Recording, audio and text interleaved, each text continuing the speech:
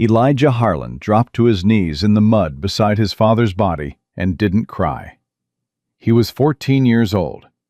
The river had taken what the whiskey hadn't finished, and now Eli knelt there with rain hammering his back, holding the hand of a man who'd stopped being his father the night his mother's blood soaked through the bedroom floor. He stood up, wiped his hands on his trousers, walked back to the empty cabin alone. And he made himself a promise he'd keep for 13 years, until a woman named Josephine Calloway broke it wide open. If you're still listening, I need you to do something for me.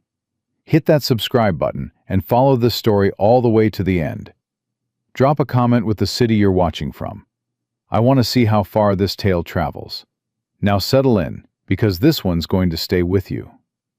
Eli sold his father's cabin for $40 and a bay horse that pulled left. He rode west out of Missouri without looking back, because there was nothing behind him worth remembering. 13 years old, no family, no money, no plan except to never, ever end up like the man he'd just buried in a hole he'd dug himself because he couldn't afford a gravedigger.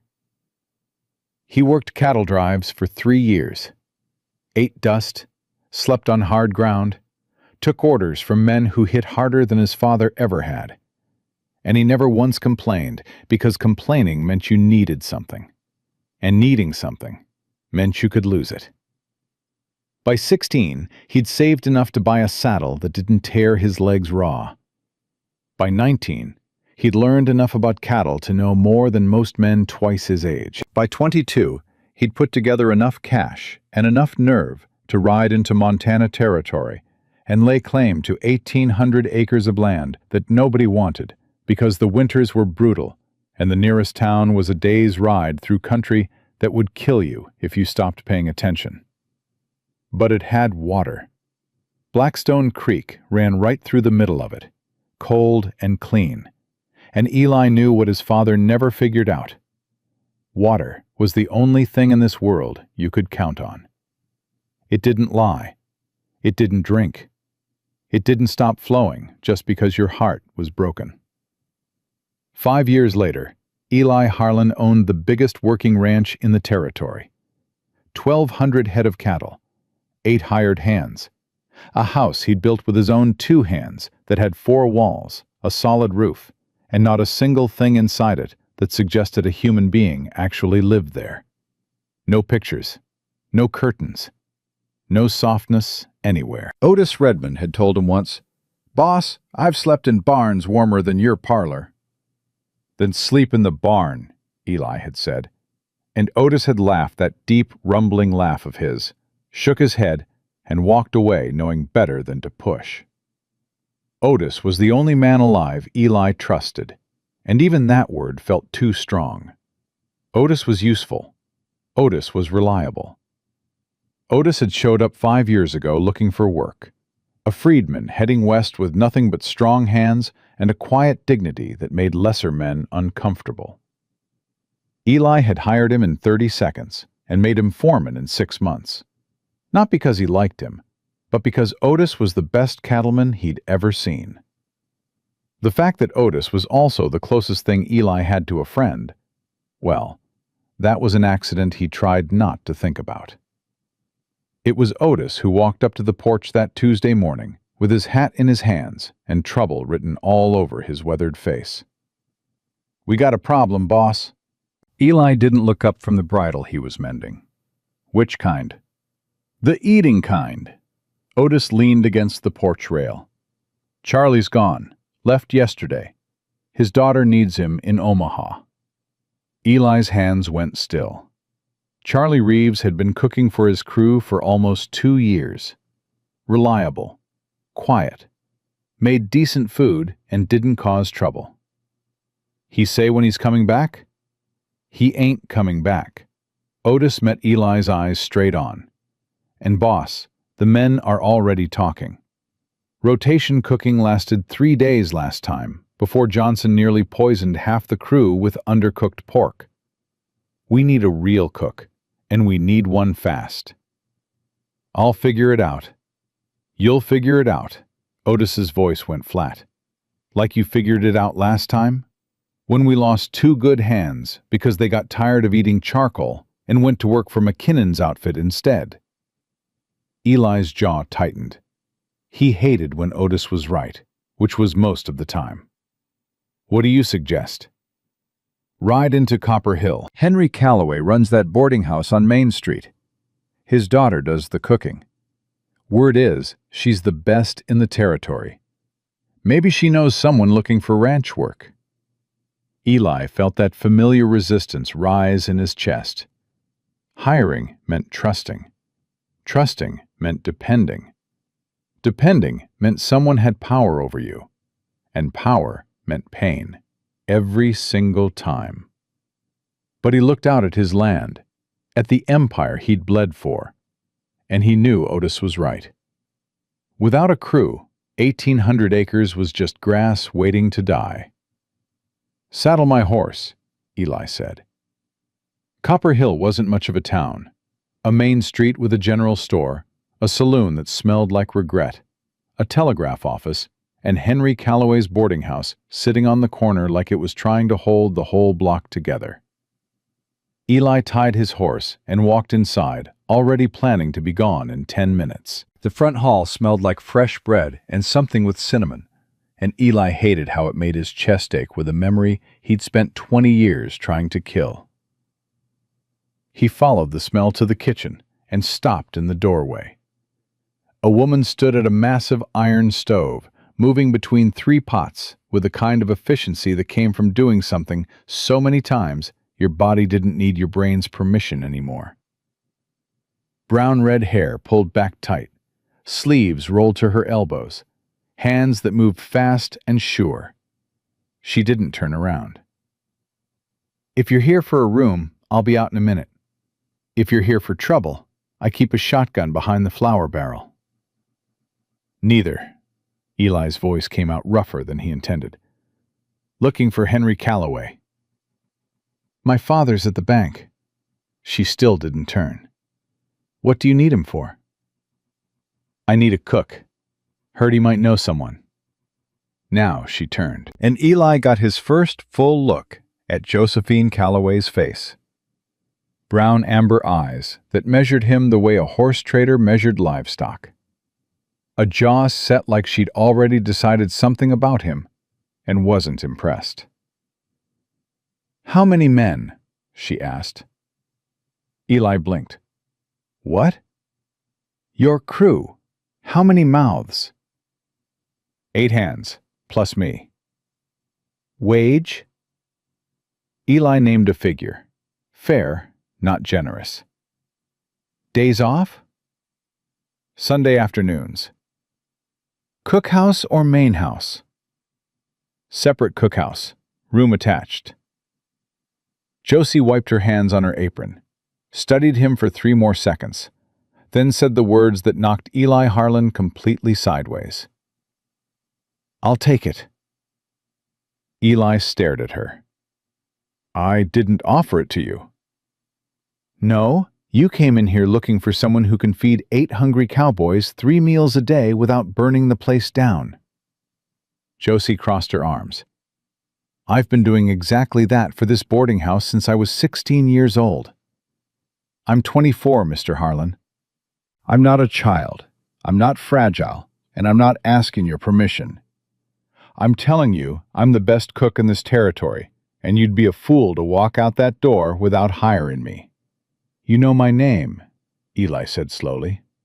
"Everyone knows your name. You're the rancher who built an empire out of nothing and scares off anyone who gets within 10 feet of him." Her chin lifted. "I don't scare easy." "This isn't a boarding house, Miss Calloway. It's a working ranch.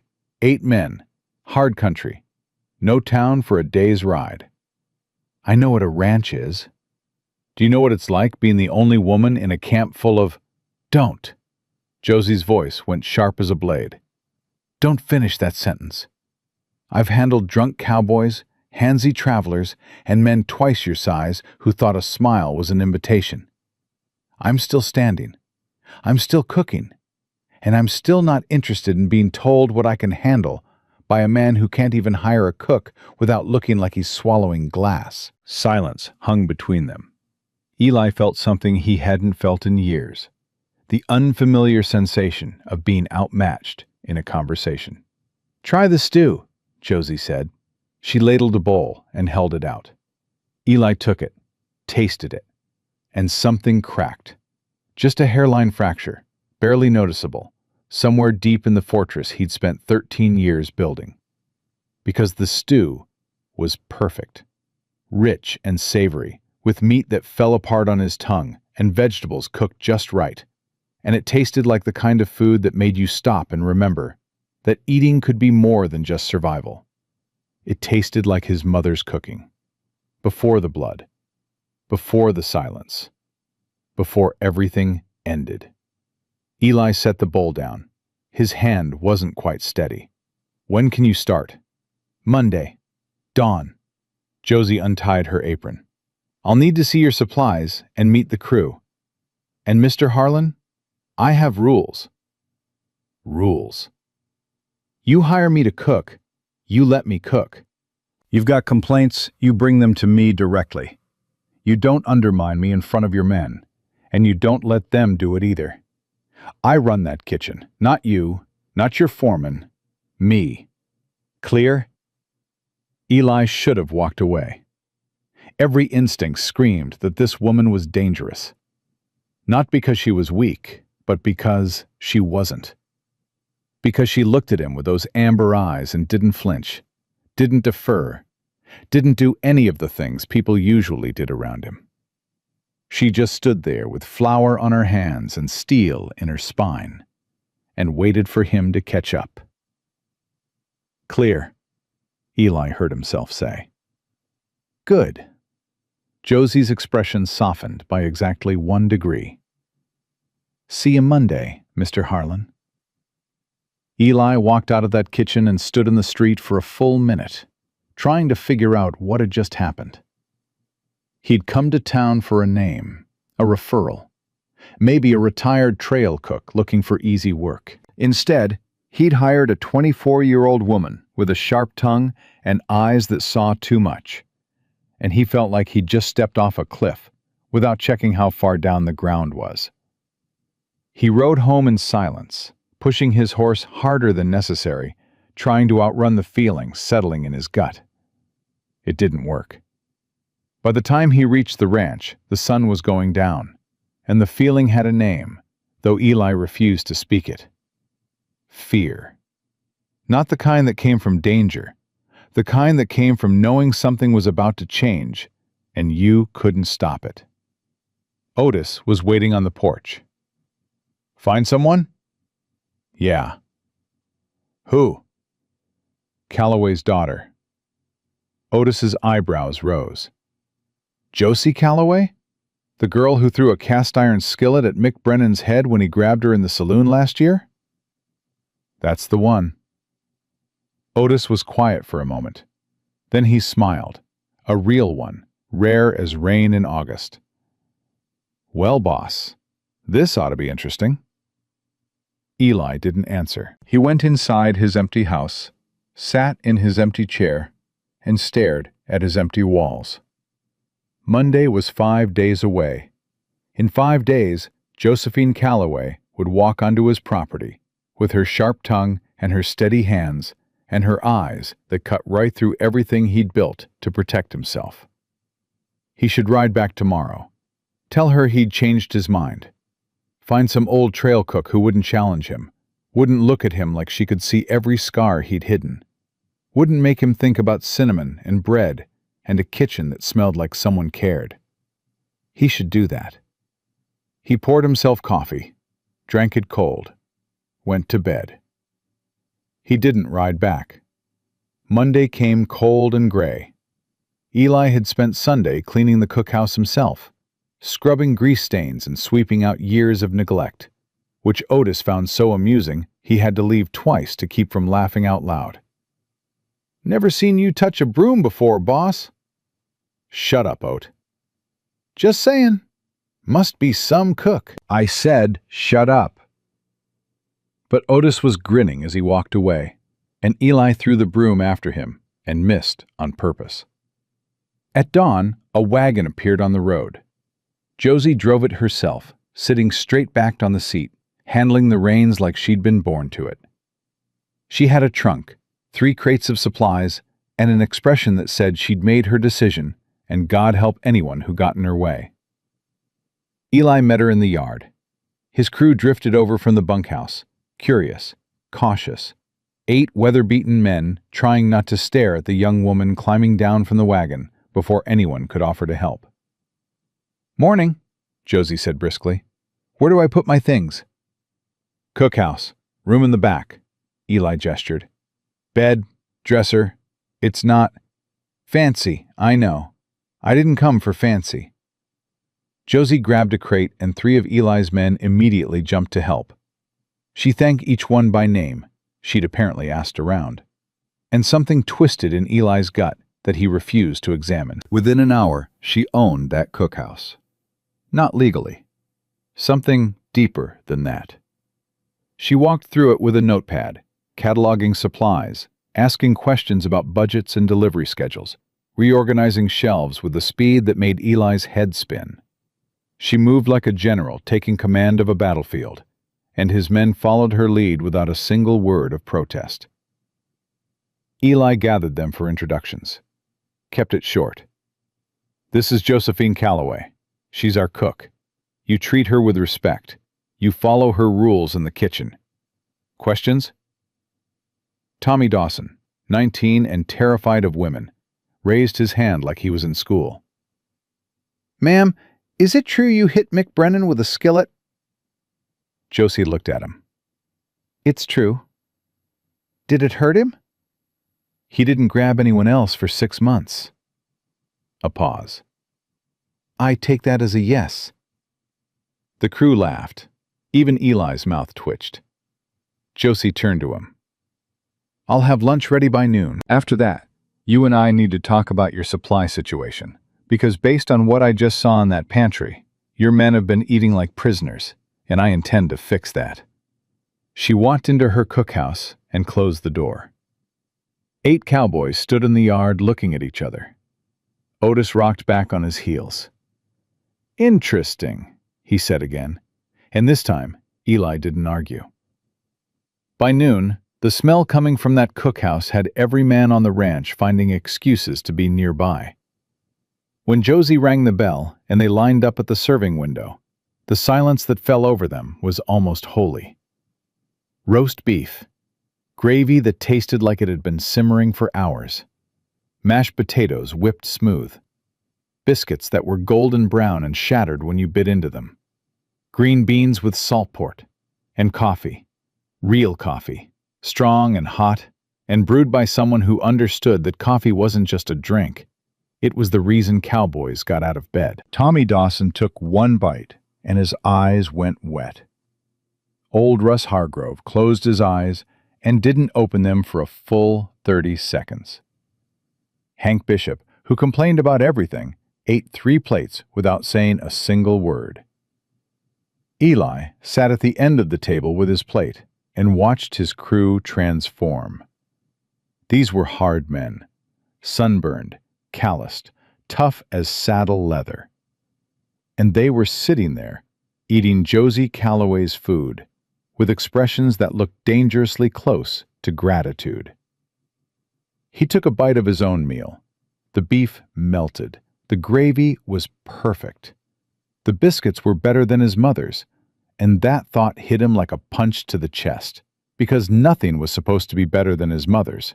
Nothing was supposed to make him remember sitting in a warm kitchen with a woman who loved him before the world took her away. Eli put his fork down, pushed back from the table, stood. "Boss?" Otis looked up. "You all right?" "Fine. Got work." Eli walked away fast enough that nobody could see his face, and he stood in the barn for 10 minutes with his hands pressed flat against a stall door, breathing hard, trying to shove the memory back into the locked room where it belonged. He'd hired a cook. That was all. She'd feed his men and keep them happy and stay out of his way. and he'd stay out of hers, and it would be strictly business, professional, controlled. He would not think about biscuits and cinnamon and the way Josie Calloway's voice had gone just slightly soft when she'd handed Tommy Dawson an extra helping because the boy was too skinny. He would not think about that at all. But standing there in the barn, with the smell of fresh bread still drifting across the yard, Eli Harlan felt the first crack deepen in the wall he'd spent half his life building. And somewhere in the back of his mind, in a voice that sounded terrifyingly like his mother's, a whisper said, "You can't keep everyone out forever, Elijah." Sooner or later, someone walks through. He told the voice to shut up. It didn't listen. 3 days. That's how long Eli's plan lasted. 3 days of avoiding the cookhouse, of eating fast and leaving faster, of sending Otis to relay messages that he could have delivered himself. 3 days of pretending Josie Calloway was invisible. On the 4th morning, she found him in the barn before dawn. "Mr. Harlan." Eli straightened from the horse he'd been brushing. Josie stood in the doorway, with her arms crossed and her jaw set in that way he was already learning meant someone was about to get an earful. "Miss Calloway, we need to talk." "About what?" "About you acting like a fool." Josie stepped closer.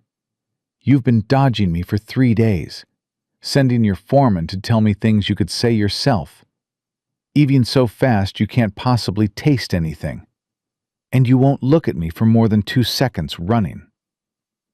"I've been busy." "You've been hiding." Her voice was flat. Not angry. Worse. Certain. "Now, I don't care if you like me. That's not what I'm here for. But I care very much if you're making my job harder because you're uncomfortable having a woman on your property. So which is it? Am I doing something wrong, or are you just scared?" The word hit like a bullet. Scared. Nobody called Eli Harlan scared. Nobody dared. He'd built this ranch from nothing, fought off rustlers, survived winters that killed weaker men. He wasn't scared of anything. Except he was. He was scared of a woman with flour on her apron and truth in her mouth, and that was so pathetic he almost laughed. "You're not doing anything wrong," Eli said quietly. "Then stop running." Josie's eyes held his. "I'm not here to hurt you, Mr. Harlan. I'm here to feed your men. Let me do my job and talk to me like I'm a person instead of something you're afraid might bite." "I'm not afraid of you." "Then prove it." Josie tilted her head. "I need your schedule for the week so I can plan meals. I need to know about visitors. And I need to know what you won't eat, because I've been guessing, and I don't like guessing." Eli stared at this woman who'd walked onto his ranch 4 days ago and was already demanding he be a better version of himself. She wasn't intimidated. She wasn't impressed. She was just standing there, steady as bedrock, waiting for him to stop being a coward. "All right," Eli said. "You're right. I'll do better." Josie nodded. "Good. Now, schedule." They talked for 20 minutes. Professional. Direct. Josie asked smart questions and wrote neat notes and treated the whole conversation like it was the most normal thing in the world. And by the time she left, Eli felt like he'd just survived something that should have killed him. Otis appeared in the barn doorway 30 seconds later, leaning against the frame with a look of pure satisfaction. "Don't," Eli said. "Didn't say a word, boss. You're thinking loud enough to hear in Copper Hill," Otis grinned. "I reckon that woman's the best thing that ever walked onto this ranch. She's just a cook, Ot." "Uh-huh." Otis pushed off the frame and ambled away. Just a cook. But they both knew that wasn't true. They both knew, even then, that Josie Calloway was something else entirely. Something Eli's fortress walls hadn't been built to withstand. Something that was going to change everything. The first week bled into the second, and Eli kept his word. He stopped hiding, stopped sending Otis with messages he should deliver himself, stopped eating like a man trying to escape a burning building. He showed up to meals on time, answered Josie's questions about schedules and supplies, and treated her like what she was, an employee doing a job, nothing more, nothing less. That was the plan, anyway. The problem was that Josie Calloway didn't just cook. She rebuilt things, quietly, without asking permission, without making a fuss about it. She scrubbed the cookhouse until the wood underneath the grease stains turned out to be a warm, honey color nobody had ever seen before. She organized the pantry so precisely that any man could find what he needed in the dark. She kept coffee hot at all hours, kept bread baking in rotation so the smell never quite left the air, kept a pot of something simmering on the back of the stove for anyone who came in cold or hungry or just needing a reason to sit down for a minute. And the men changed. Eli noticed it the way you notice a river shifting course. Not all at once, but in small movements that added up to something you couldn't ignore. Tommy Dawson started washing his face before meals. Russ Hargrove stopped cursing in the yard where Josie could hear. Hank Bishop, who hadn't written a letter in 3 years, asked Josie how to spell sincerely, and spent an entire Sunday evening composing something to his estranged brother in Kansas City. Even Otis was different. Not in obvious ways. Otis was already the most put-together man on the ranch. But Eli caught him humming one morning while he checked fence lines. And when Eli asked what he was so happy about, Otis just shrugged and said, "Biscuits were good today, boss." The cookhouse became the center of everything. Not just for meals, but for the in-between hours, the quiet moments after supper, when men who spent all day working alone suddenly wanted company. They'd gather around Josie's big prep table, playing cards, mending gear, telling stories they'd told 100 times, but somehow sounded different in that warm room, with that woman moving quietly around them, listening without judging, laughing at jokes that weren't that funny, treating each of them like they mattered. Eli watched it all from a distance. He told himself he was monitoring the situation, making sure his crew stayed focused, making sure Josie's presence wasn't causing problems.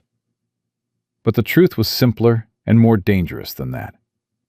He liked watching her.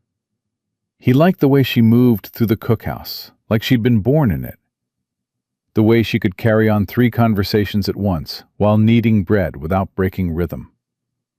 The way her voice dropped low and warm when Tommy talked about missing his family, and went sharp and bright when Russ tried to sneak extra pie before supper. 2 weeks in, on a rainy Thursday evening, Eli made the mistake of walking into the cookhouse for coffee and not leaving. The crew was scattered, half in the bunkhouse, half still finishing fence repairs in the drizzle. Josie stood at the stove, stirring soup, her back to the door. She didn't turn when Eli came in, but she said, "Coffee's fresh. Cups are where they always are." Eli poured a cup and sat at the prep table. He had ledgers with him, accounts that needed reviewing, legitimate work that gave him a legitimate reason to be here, instead of alone in his empty house, listening to rain hit a roof that covered nobody but him.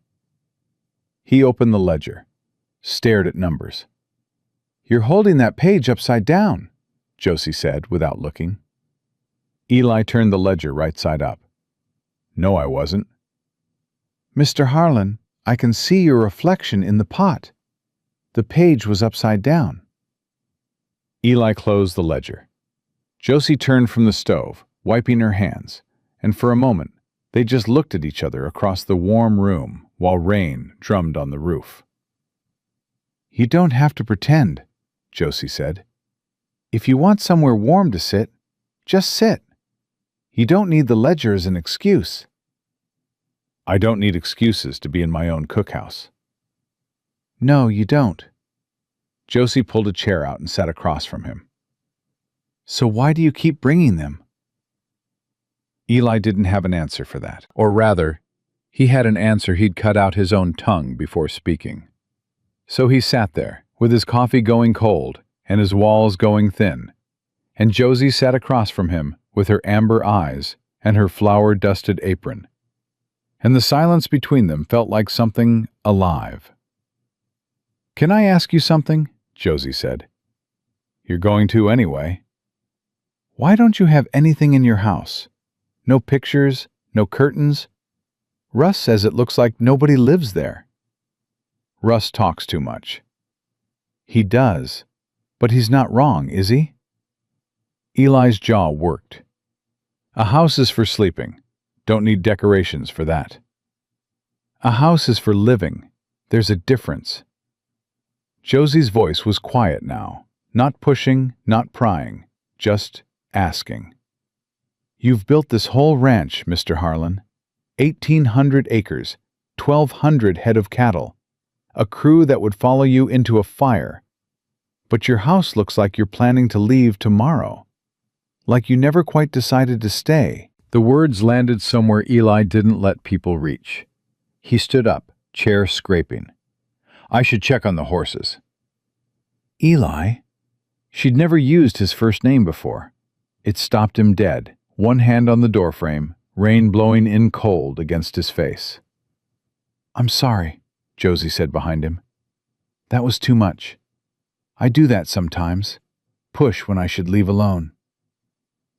Eli stood there. He could feel the rain. He could feel Josie's eyes on his back. He could feel 13 years of careful emptiness pressing against his ribs like something trying to get out. "My mother used to hang curtains," he said.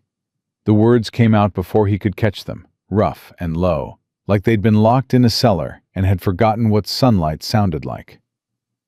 "Yellow ones.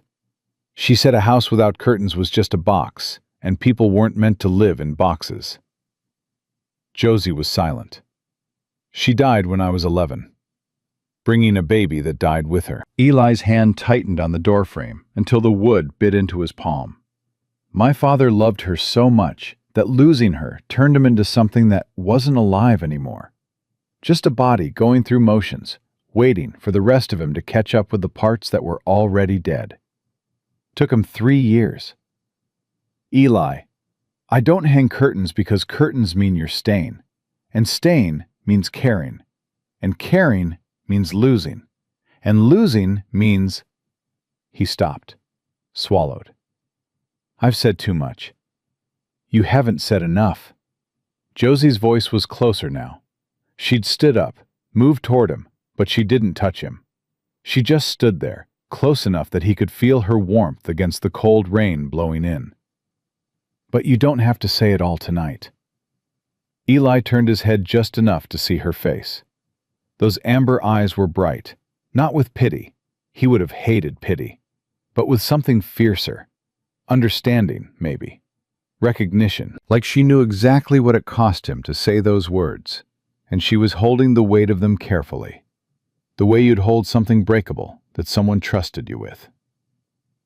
"Good night, Miss Calloway," Eli said. "Good night, Eli." He walked out into the rain and didn't look back. But he felt the crack in his walls widen by another inch, and he knew with a cold certainty that Josie Calloway had just walked through a door he'd spent half his life trying to keep shut. The next morning, Eli came to breakfast and Josie acted like nothing had happened. She served his food, asked about the day's schedule, reminded him that she needed a supply run to Copper Hill by Thursday. Professional. Normal. No weight, no expectation. No sign that he'd torn himself open in front of her the night before and bled all over her clean kitchen floor. It was the kindest thing anyone had done for him in 13 years.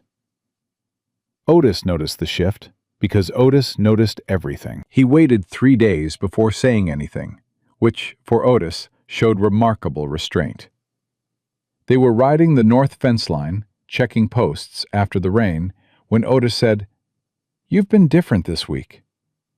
"Different how?" "Less like a rattlesnake someone poked with a stick. More like an actual human person." That's a hell of a thing to say to your boss. I reckon you need to hear it. Otis reined his horse around a washout.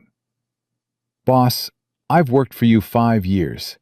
You're the fairest man I've ever known, and the loneliest. And I've watched that woman walk into your life like a match into a dark room. And I've watched you try to blow her out every single day. But she keeps lighting. She's just a cook, Ot.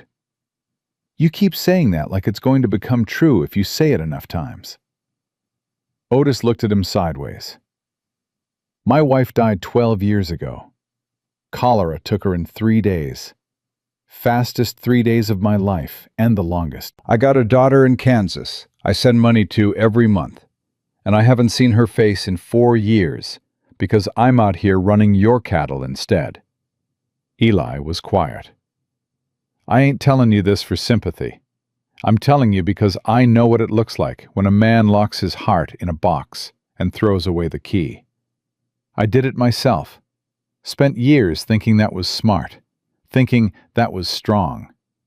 But strong ain't the same as alive, boss. And you ain't been alive in a long time. Ot, I'm almost done. Otis pulled his horse to a stop and looked at Eli full on, his dark eyes steady.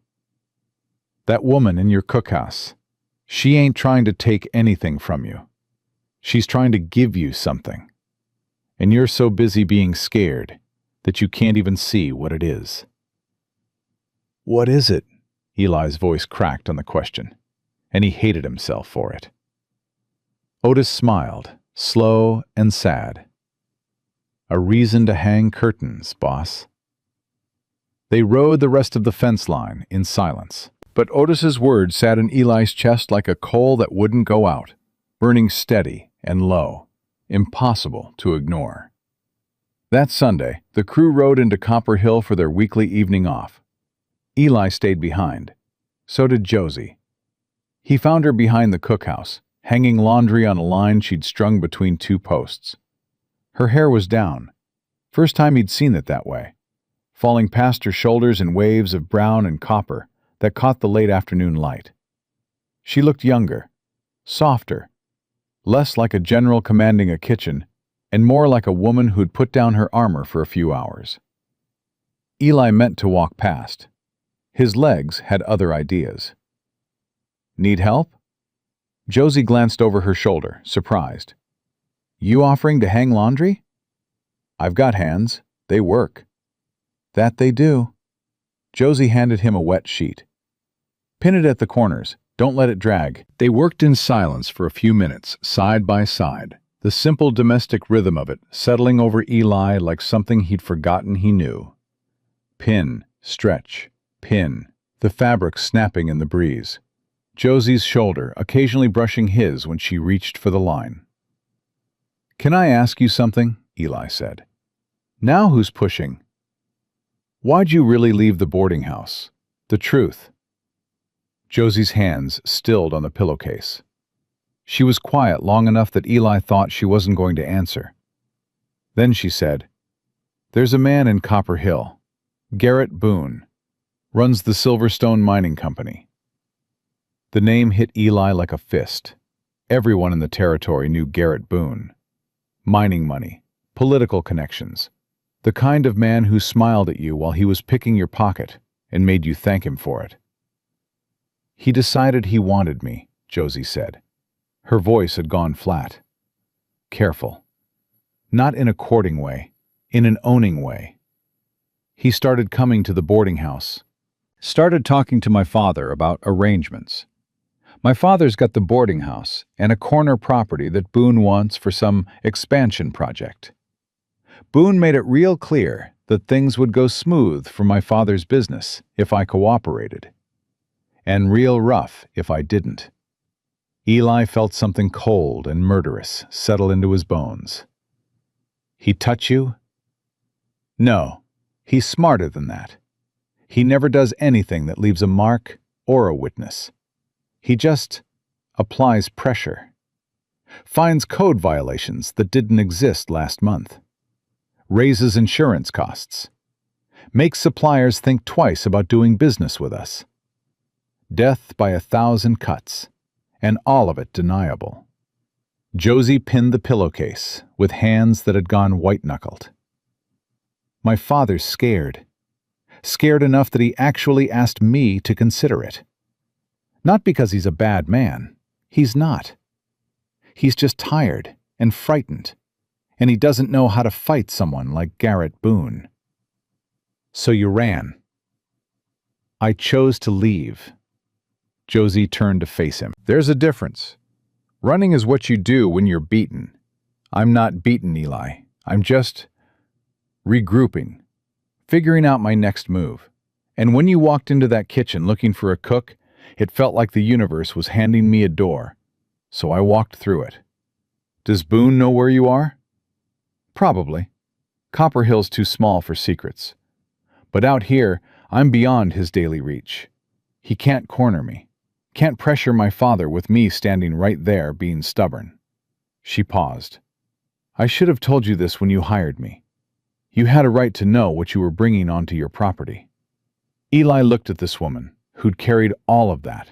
The fear, the pressure, the impossible choice between her own freedom and her father's safety, and still showed up to his cookhouse every morning at dawn and fed his men like they were kings, and never once let any of it show. Josie, if you want me to leave, I understand. I brought trouble to your door, and that's not... Josie. Eli's voice was quiet, but it stopped her cold. I'm not asking you to leave. I'm telling you that if Garrett Boone sets one foot on my property, he'll regret it for the rest of his natural life. Josie stared at him. Eli, you don't know what he's capable of. I don't care what he's capable of. He's got money, lawyers, connections to every official in the territory. He doesn't fight fair. Neither do I when someone threatens my people. The word hung between them. My people. Eli heard it and felt his chest tighten because he'd said it without thinking. And it was true in a way that terrified him. Josie was his people now. Somewhere between the biscuits in the barn and the night she'd let him bleed without trying to fix him, she'd become his. Josie's eyes went bright. She blinked hard, twice. You barely know me. I know enough. You know I make good stew. I know you're the bravest person I've ever met. The words came out raw, unplanned. Eli felt exposed, like he'd just handed her a loaded gun and pointed it at his own chest. I know you left everything to keep your dignity. I know you walked onto a stranger's ranch and made it better in 2 weeks than I managed in 5 years. I know my crew would ride through hellfire for you, and they've known you less than a month. And I know... He stopped. Josie waited. I know I'm better when you're here, Eli said. And that scares me more than Garrett Boone ever could. Josie reached out and took his hand. Her fingers were warm, rough with work, strong. She held on and didn't let go. Then we'll be scared together, she said. That's better than being scared alone. Eli looked down at their joined hands. His, scarred, sun-darkened, built for fence posts and saddle leather. Hers, calloused, capable, built for bread dough and cast iron. 2 hands that had each done hard things alone for too long. He didn't pull away. They stood there in the late afternoon light, laundry snapping on the line above them. And something settled between them that felt like the opposite of everything Eli had ever known. Not emptiness, but fullness. Not fear, but the beginning of something braver than fear. Don't tell Otis about this, Eli said. Josie laughed. It was the most beautiful sound he'd ever heard. Eli Harlan. That man knew before we did. She was right. Of course she was right. Otis was sitting on the bunkhouse steps when they walked back, separately, with a careful distance between them that fooled absolutely nobody. He took one look at Eli's face and just nodded, slow and satisfied, like a man watching a horse finally drink after leading it to water 100 times. That night, Eli stood on his porch and looked at the cookhouse window where Josie's lamp was burning. She was in there reading, probably, or making notes for tomorrow's meals, or just sitting in the warmth of a space she'd made her own. Eli looked at that light and felt something shift in his chest. Not a crack this time. Something bigger. Something that felt like a wall coming down in slow motion, brick by brick. And behind it, all the things he'd locked away for 13 years. Longing and hope, and the terrifying possibility that maybe, just maybe, he didn't have to spend the rest of his life alone in a house without curtains. He went inside. He sat in his chair. He looked at his bare walls. And for the first time since he was 14 years old, Eli Harlan thought about what it might be like to stay. 3 weeks passed before Garrett Boone came for them. 3 weeks of mornings that smelled like coffee and biscuits, of evenings where Eli found himself in the cookhouse more often than his own house, of small moments that kept stacking up like stones in a wall he was building instead of tearing down. 3 weeks where Eli Harlan almost let himself believe that a man could change his whole life just by deciding to stop being afraid. Then the buggy rolled up the road on a Tuesday afternoon, and everything shattered. Eli was in the barn, shoeing a mare, when he heard wheels on dry ground. He straightened, hammer still in hand, and walked to the barn door. A polished black buggy sat in his yard, the kind that cost more than most cowboys earned in 5 years. A tall, thin man in a city suit was climbing down, leather case in hand, shoes shining like they'd never touched real dirt. "Wade Keller?" the man called, then caught himself. "Forgive me, Elijah Harlan?" "Who's asking?" "Theodore Voss, attorney representing Silverstone Mining Corporation." The man extended a hand that Eli didn't take. "I wonder if we might discuss a business matter, privately." Eli felt ice form at the base of his spine. Silverstone Mining. Garrett Boone's outfit. The company that had been swallowing territory of land for the past 5 years, the way a snake swallows eggs, whole and without apology. "Say what you came to say." Voss glanced at the crew members who'd stopped working to watch. Perhaps inside would be more appropriate. Eli considered telling him to get off his land, but knowing was better than guessing, so he led Voss to the ranch house, with Otis following uninvited, which suited Eli fine. Voss settled into the office chair like he owned it, opened his case, laid papers on the desk with the careful precision of a man who'd done this exact thing to 100 other people and always won. "Mr. Harlan, I'll be direct. Silverstone Mining is expanding operations in this region. Your water rights to Blackstone Creek are essential to our plans. We're prepared to make a generous offer. The creek's not for sale. I encourage you to review the figures before—" "I said it's not for sale." Eli didn't raise his voice. Didn't need to. "Those water rights keep 1,200 head of cattle alive. Without them, I've got 1,800 acres of dead grass. You might as well ask me to sell my lungs." Voss didn't blink. "Mr. Harlan, Silverstone is committed to this expansion. I'd strongly suggest you accept while the offer remains generous. Our geological surveys indicate that Blackstone Creek may have shifted course due to natural erosion.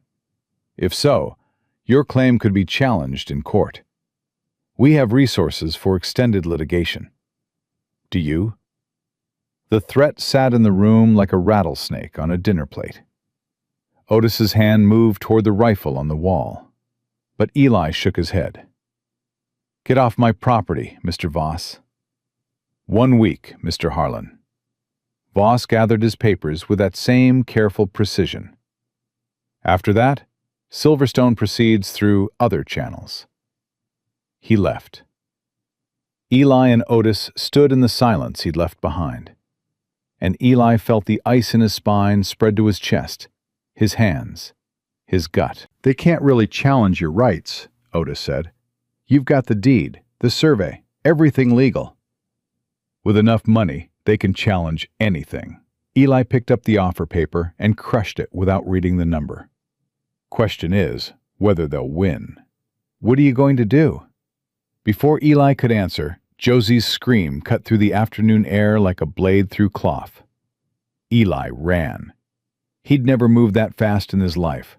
Not when the river took his father, not when rustlers hit the south pasture, not when lightning struck 50 feet from where he stood during the worst storm of his life. He ran because Josie was screaming, and every cell in his body understood only one thing: get to her. He burst through the cookhouse door and stopped dead. Josie stood pressed against the far wall, face drained white, hands fisted in her apron. And standing in the middle of her kitchen, looking around with the expression of a man inspecting property he intended to purchase, was Garrett Boone. Eli had never seen him before, but knew him instantly. 42 years old, dark hair silvering at the temples, expensive clothes, and eyes that calculated the value of everything they touched, including people. When he turned to look at Eli, his smile was the kind that made you want to check if your wallet was still in your pocket. "You must be Harlan." Boone's voice was smooth as oiled leather. "Garrett Boone, Silverstone Mining. I thought I'd see the operation personally after sending Voss ahead." Eli's eyes went to Josie. Her face, her fear. The way her whole body was pressed against that wall, like she was trying to disappear through it. Something inside him went very quiet and very cold. "You're not welcome here," Eli said. "I'm here on legitimate business." Boone's smile widened. "Though I admit I was surprised to discover my dear Josie had taken employment at the very ranch we're negotiating with. Remarkable coincidence. Get out." In a moment, Boone shifted, trying to see past Eli to Josie. "Josie, dear, have you told Mr. Harlan about our understanding? About the arrangement your father and I have been discussing?" Josie's voice came out shaky but hard as iron underneath. "There is no arrangement. I told you no. I'll keep telling you no until one of us is dead. Your father thinks differently." Boone's tone went silky, poisonous. "Especially after our recent discussions about those fire code violations at his boarding house. Such unfortunate timing, all those problems appearing just when his insurance comes up for renewal." "You're threatening her family," Eli said. It wasn't a question. "Threatening? No, Mr. Harlan. Conducting business. Henry Calloway owns several properties in Copper Hill, including that corner lot we need for expansion. He's been reluctant to sell, but I've made him a very fair offer. The property in exchange for clear titles and my personal assurance that his daughter will be well provided for. 2 birds, 1 stone. You're trying to buy her like livestock." "I'm securing her future." Boone's charm dropped for half a second, showing something underneath that was hard and ugly and used to getting what it wanted. "Everyone wins in my arrangement, Mr. Harlan. I suggest you stay out of it." Josie stepped around Eli. He tried to stop her, but she moved fast, her fear burning off like morning fog, replaced by a fury that made her voice shake. "My father is scared because you made him scared. With your threats and your pressure and your convenient code violations that appear from nowhere. But I am not scared of you, Garrett. I left town to get away from you, and I am not coming back." "Working in a cookhouse," Boone laughed. It was the ugliest sound Eli had ever heard. "Playing frontier wife for a dirt rancher. Josie, be reasonable. This Independence Act is charming, but it's not sustainable. You're a young woman, alone." "She's not alone." Eli moved forward 1 step, just one, But something in how he moved made Boone take a step back, and the room got very still. "She's got me. She's got my crew. And she's got the right to tell you no as many times as she wants. No, I'm going to say this once, Boone. Get off my land. Don't come back. And if I hear you've touched her, or her father, or anything that belongs to them, you'll find out what happens when you push a man past what he can tolerate." Boone studied Eli the way a man studies a locked door, looking for weaknesses. "You've attached yourself to the rancher," he said to Josie.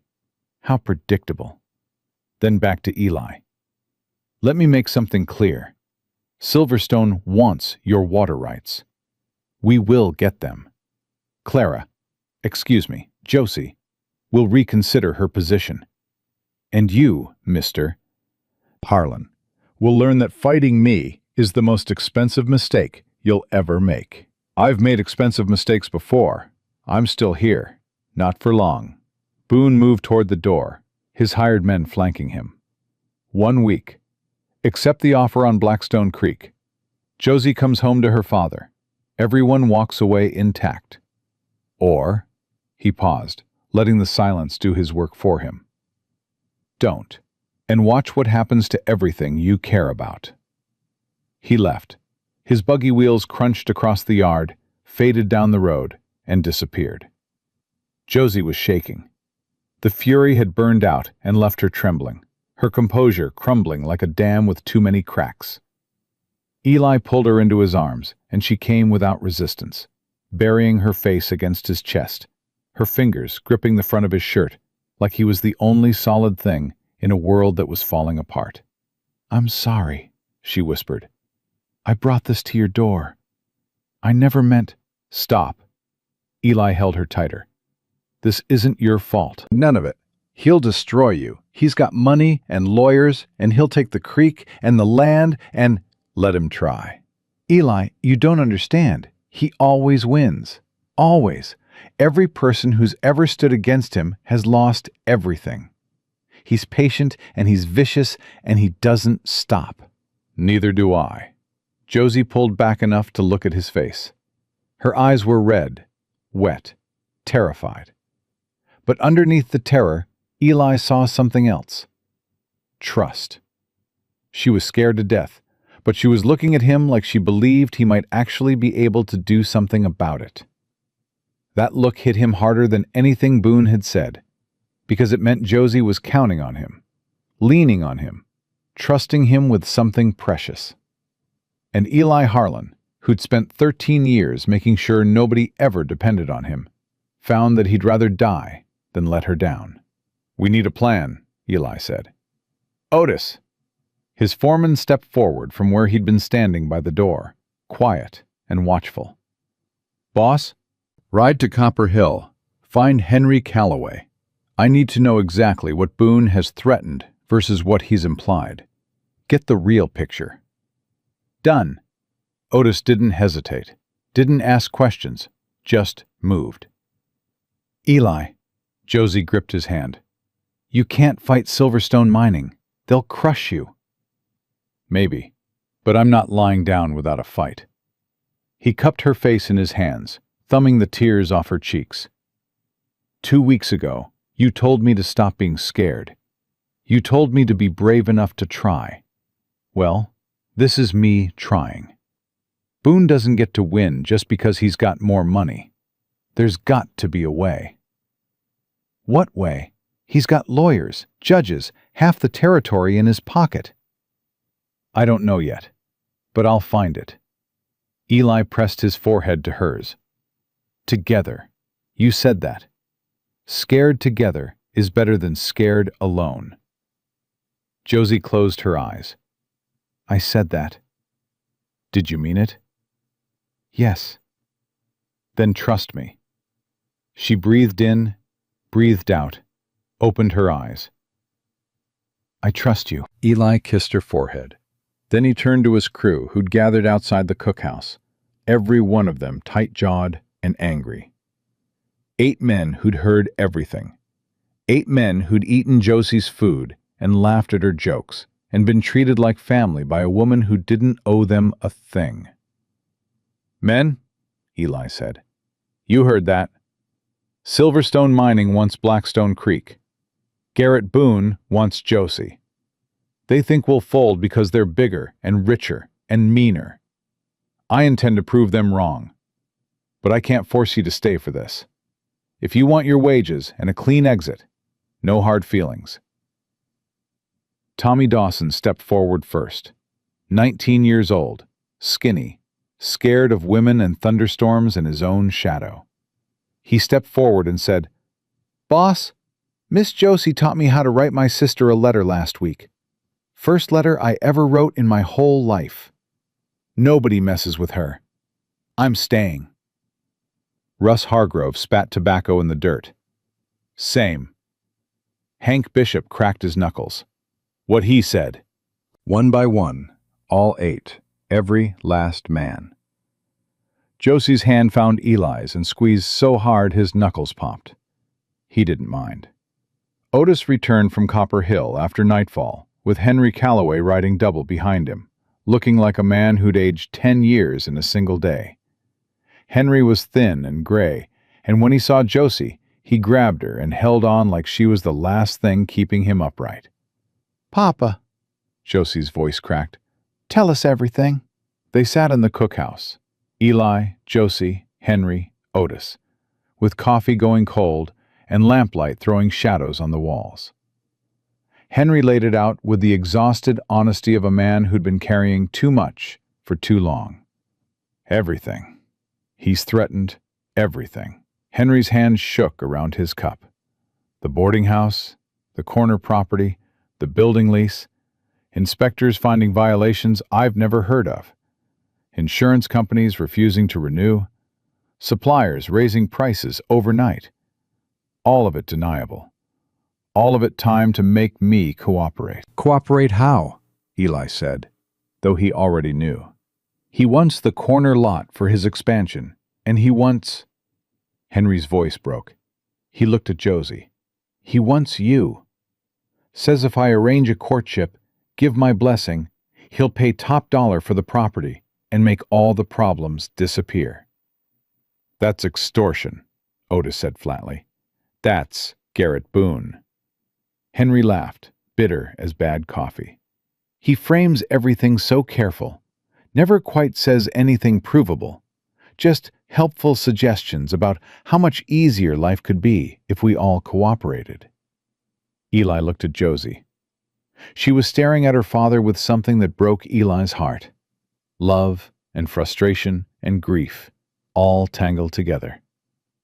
She loved this tired, frightened man, and she was furious at the world for putting him in a position where his fear could be used as a weapon against her.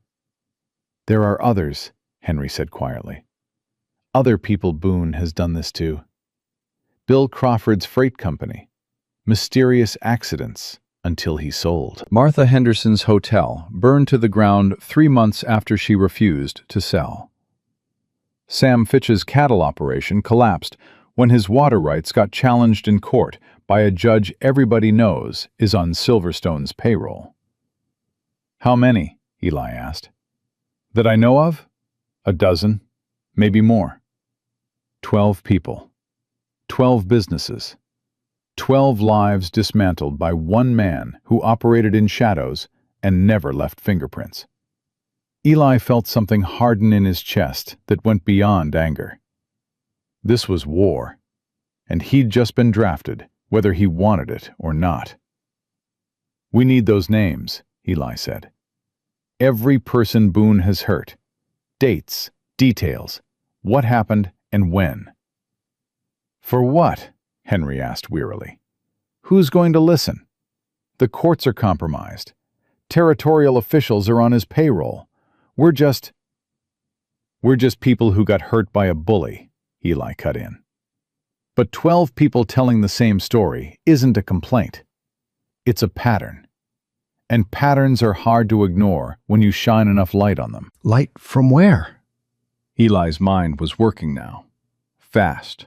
Hard. The way it worked when he was tracking cattle through bad terrain. finding angles other people missed. Boone operates in the dark. That's where he's powerful. But powerful men have investors, partners, people who need to trust them. If we drag his tactics into daylight, newspapers, public attention, somewhere he can't control the story, the territorial papers won't touch it, Henry said. Silverstone advertises too heavy. Then we go bigger. Denver papers, Eastern papers, reporters who don't owe Boone anything and might love a story about a mining company destroying frontier families. Eli looked at Otis. You still got that friend in Denver? The one at the newspaper? Otis nodded slowly. Marcus Pope, reporter for the Rocky Mountain News. Good man. Honest. He's been writing about mining operations for years. If anyone would listen, it's him. Can you get word to him? Telegraph from Copper Hill. Have an answer by morning. Do it. Eli turned to Josie. Can you write? Put together everything Boone's done. Every threat, every incident, everything you've witnessed firsthand. Yes. Josie's fear hadn't left her face, but the determination was winning the fight. Every word. Henry, I need you to make a list. Every person Boone has targeted. Names, dates, what happened. Everything you know and everything you've heard. Henry looked at his daughter, then at Eli. You really think this can work? Going against Silverstone Mining with newspaper stories?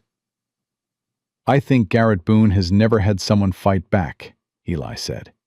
He's never had someone refuse to stay quiet. He's counting on fear to keep everyone in line, because fear has always worked before. Well, it's not going to work this time.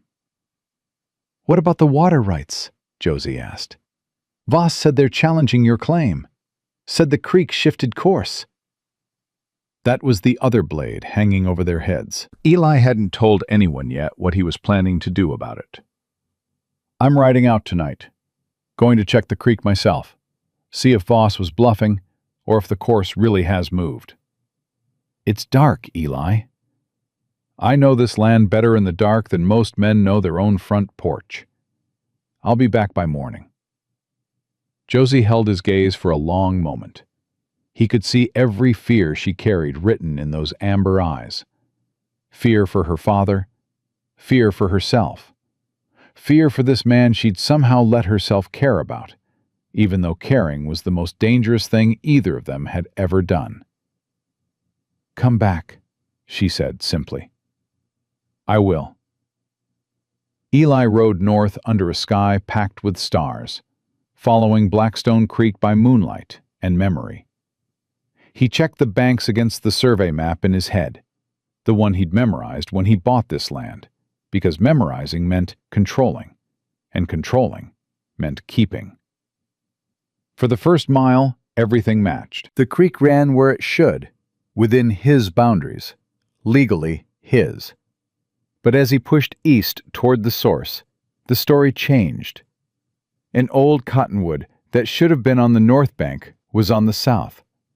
Rock formations he remembered being creekside were now 10 feet from water. The channel had shifted, probably in the spring floods 2 years back, carving new paths through soil that didn't care about property lines or legal surveys. Eli's gut clenched. Voss hadn't been bluffing.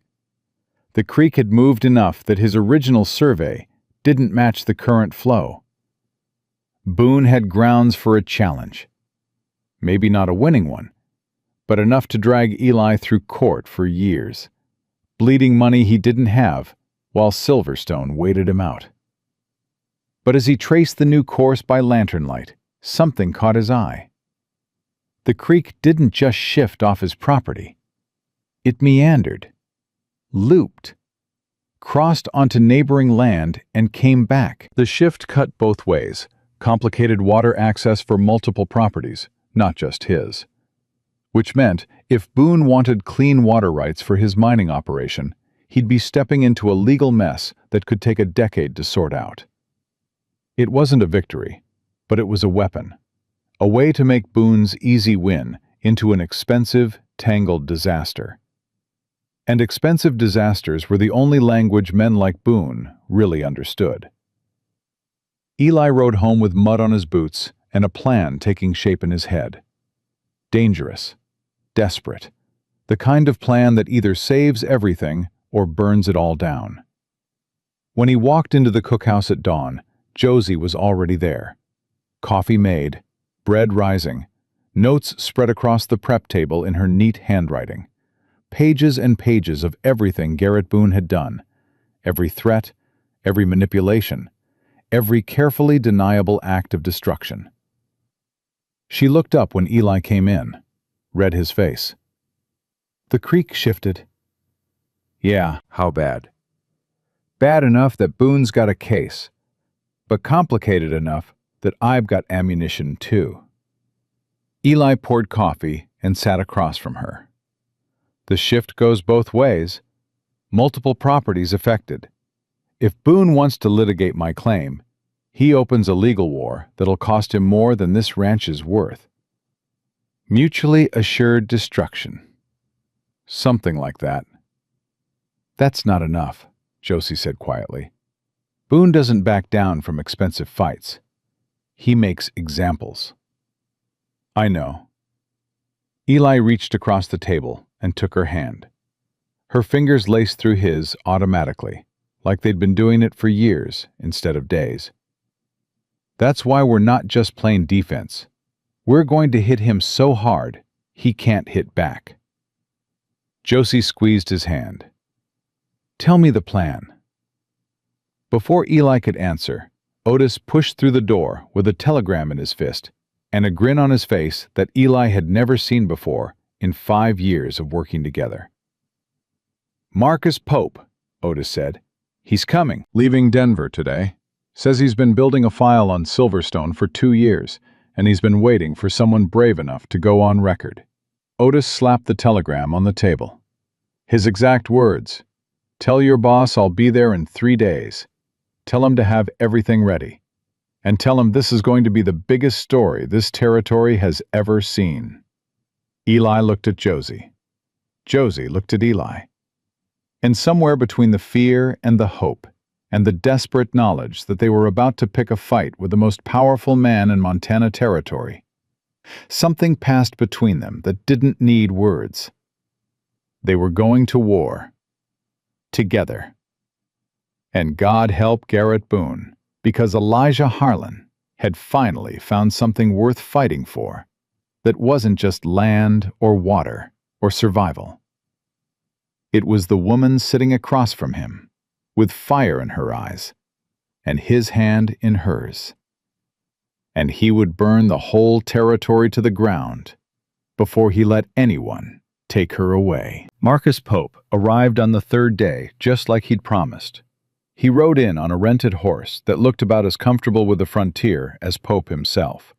A lean, sharp-eyed man in his 30s, with ink-stained fingers and the kind of restless energy that came from chasing stories the way other men chased gold.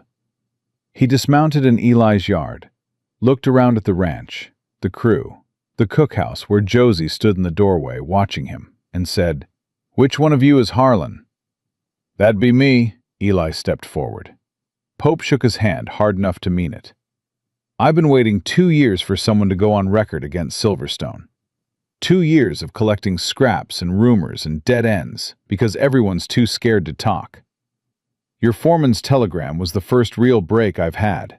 He looked at Otis. "Mr. Redmond, good to see you again. Wish it were better circumstances, Marcus."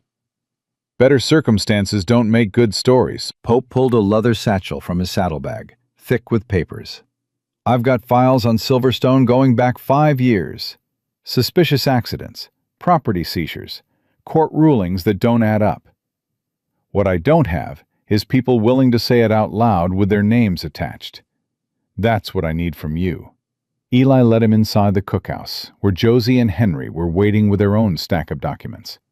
Josie's meticulous notes, Henry's list of victims, copies of threatening letters, and suspicious inspection reports that Henry had been quietly collecting for months without knowing what to do with them. Pope spread everything on the prep table and went through it with the focus of a man reading a map to buried treasure. He asked questions, sharp, specific, the kind that cuts straight to the bone of things. When did Boone first approach you? What exact words did he use? Who else was present?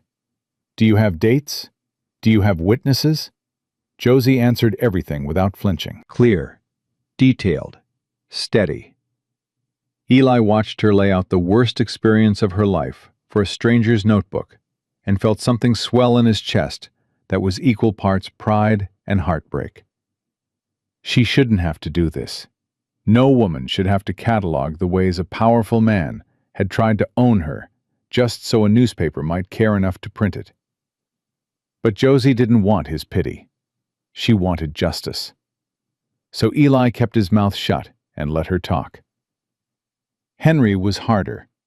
His hands shook when he described the escalating pressure, the inspectors who appeared without warning, the insurance problems, the suppliers who suddenly couldn't fill his orders. His voice cracked twice, and both times Josie reached over and held his hand until he could continue. He was ashamed. Eli could see it in the way Henry couldn't meet anyone's eyes. Ashamed that he'd been scared. Ashamed that he'd almost given in. Ashamed that his daughter had to flee her own home because he wasn't strong enough to protect her. "Mr. Calloway," Pope said when Henry finished, "what you've told me takes courage. I want you to know that." Henry shook his head. Courage would have been saying no to Boone 2 years ago and meaning it. "You're saying it now. That counts." Pope spent 3 days at the ranch. He interviewed every crew member who'd witnessed Boone's visit. He rode to Copper Hill and tracked down 4 of the names on Henry's list, people who'd lost businesses or property to Silverstone's expansion. 2 refused to talk. 2 others had been waiting for exactly this. Bill Crawford, the freight operator whose company had been destroyed by a series of mysterious accidents, sat in Henry's back parlor and talked for 3 hours straight. His voice was steady, but his eyes burned with the kind of anger that comes from being robbed and watching the thief walk free. He had records, dates, repair bills for equipment that had been sabotaged so carefully it looked like wear and tear unless you knew what to look for. He'd kept everything, hoping someday it would matter. "I knew it was Boone," Crawford said. "Everybody knew. But knowing and proving are different things when the man doing it owns half the territory." Martha Henderson was harder to find. She'd moved to a small cabin outside town after her hotel burned, living on savings that were running out fast. When Pope told her what they were doing, she started crying. Not from sadness, from relief. From the sheer, overwhelming relief of someone finally asking what had happened to her and actually believing the answer. "The fire investigator said faulty wiring," Martha told Pope, her jaw tight. "I'd had the whole building inspected 8 months before. New wiring throughout. Cost me everything I had in savings, but somehow, miraculously, the wiring failed. And somehow, miraculously, all my insurance documentation had errors that voided my claim. And somehow, miraculously, Boone's company made an offer on the property 3 weeks later." Pope wrote it all down. Every word, every detail, every piece of a pattern so clear and consistent that dismissing it as coincidence would require either blindness or corruption. On the 3rd evening, Pope sat at the cookhouse table with Eli and Josie, his notes spread around him like fallen leaves, and said, "I've got enough." "Enough for what?" Eli asked. "Enough for front page, multiple articles, the full treatment." Pope leaned back. "The pattern is undeniable. 12 documented incidents over 5 years, all involving Silverstone, all following the same playbook: approach, pressure, mysterious problems, capitulation, or destruction. Boone's name runs through every single one. Combined with your testimony, Crawford's records, Henderson's inspection documents, and the water rights challenge against you, It's the most complete picture of corporate intimidation I've ever assembled. Will your editor run it? Josie asked. My editor has been trying to nail Silverstone for 3 years. He'll run it tomorrow if I can get to a telegraph office tonight. Copper Hill Telegraph closes at sundown, Otis said from the doorway. Then I ride to Copper Hill tonight. Pope was already gathering his papers. Mr. Harlan, Miss Calloway, I want you to understand what happens when this publishes. Boone will retaliate. He'll deny everything. He'll call you liars, attention seekers, disgruntled competitors. He'll use every tool he has to discredit you. We know, Eli said. But he'll be doing it in daylight, Pope continued, in front of investors, business partners, territorial officials who can't afford to look the other way when a major newspaper is asking questions. That's your advantage. Not that you're stronger than Boone. You're not. But once this story breaks, everything he does to you becomes evidence. Every threat, every retaliation, every suspicious accident points right back at him. You become too visible to destroy quietly. Insurance through attention, Josie said. Pope pointed at her. Exactly. The best protection you got isn't guns or lawyers. It's eyes. The more people watching, the harder it is for Boone to operate. He rode out that night for Copper Hill with his satchel full of dynamite, disguised as paper and ink. Eli watched him go from the porch, Josie beside him, her shoulder touching his in the dark. Are we doing the right thing? Josie asked quietly. We're doing the only thing. That's not the same as right. No, Eli admitted, but it's the same as necessary. 4 days later, on the morning Eli's water rights hearing was scheduled in Cheyenne, a hearing Boone had filed to strip him of everything, the Rocky Mountain News ran a front-page story under the headline that Eli would remember for the rest of his life. Mining company faces allegations of systematic intimidation across Montana territory. Pope had done exactly what he promised. Laid out the pattern with surgical precision. Named Boone directly. Quoted victims. Documented the suspicious timing of accidents and legal challenges that always seemed to benefit Silverstone. Raised hard questions about territorial officials who'd failed to investigate, despite evidence that a child could follow. Eli read it in the cookhouse, with Josie, Henry, and Otis crowded around him. Nobody spoke for a full minute. "He's done," Henry whispered. "He has to be done." "He's not done yet," Eli said, because he knew Garrett Boone, knew the type. Men who'd built their power on fear didn't collapse from a single blow. They hit back, hard, fast, with everything they had. The counterstrike came that afternoon. A rider from town with a letter in Boone's handwriting. Eli read it out loud because secrets had no place in this fight anymore. "Mr. Harlan, you have made a grave miscalculation. I offered civilized resolution. You responded with slander. Very well. Your ranch will be condemned. Your crew scattered. Your name destroyed. Miss Calloway's father will face criminal charges that will see him imprisoned. His properties will suffer unfortunate accidents. You have 24 hours to retract your statements. Otherwise, prepare to lose everything. G. Boone." Silence. Then Josie said, "He put it in writing." Eli looked at her. Josie's face had gone pale, reading the threats against her father.